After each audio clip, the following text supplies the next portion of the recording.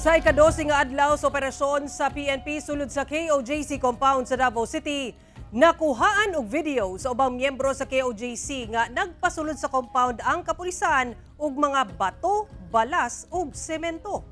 Ang detalye sa report ni James Paulo Yap. Nakuhaan og cellphone video sa usa sa mga miyembro sa Kingdom of Jesus Christ o KOJC sa ilang compound sa Davao City. Ang matud pa, pagpalusot sa mga bato, balas ug semento sa Emerald Gate pasado alas 12 Miyerkules sa kadlawon.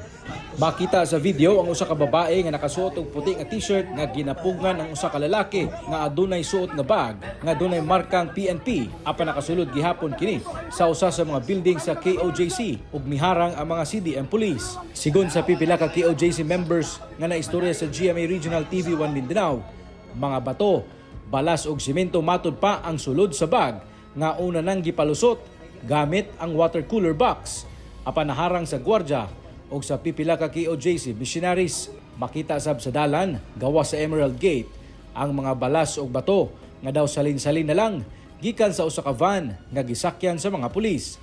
Pasado alas 10 sa buntag, laing batch na sab sa mga ekipo ang gidala sa PNP pasulod sa KOJC compound. Sumala ni Pro 11 spokesperson Police Major Catherine De La Rey nga tanang lakang ug mga ekipo nga nasulod sa KOJC kinahanglan nila alang sa padayon nga pagsilbi sa warrant of arrest batok kang Pastor Apollo Kibuloy ug mga kaubanan niini. Part niyo ng operational and tactical movement, and we don't need to explain all of it sa inyo. But rest assured, yung ginagawa naman natin is dun sa in relation sa patuloy nating paghahanap kay Kibuloy.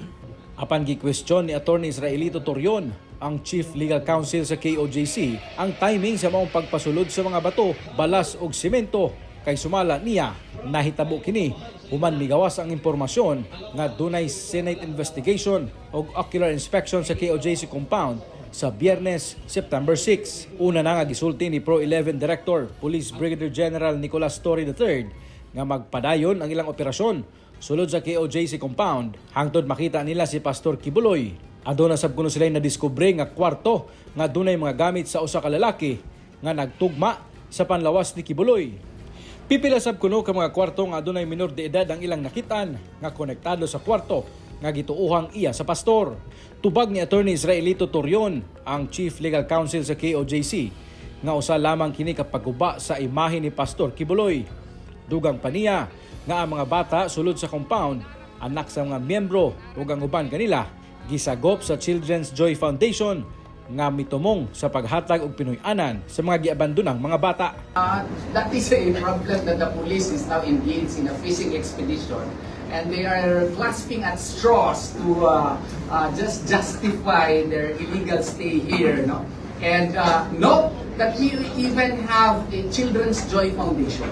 One of the job of the Children's Joy Foundation is really to help children, no, who are orphans, no, and take care of them so that they can have a good upbringing. Kauban si Makoy Sempron sa kamera. Ako si James Paulo Yap para sa One Mindanao.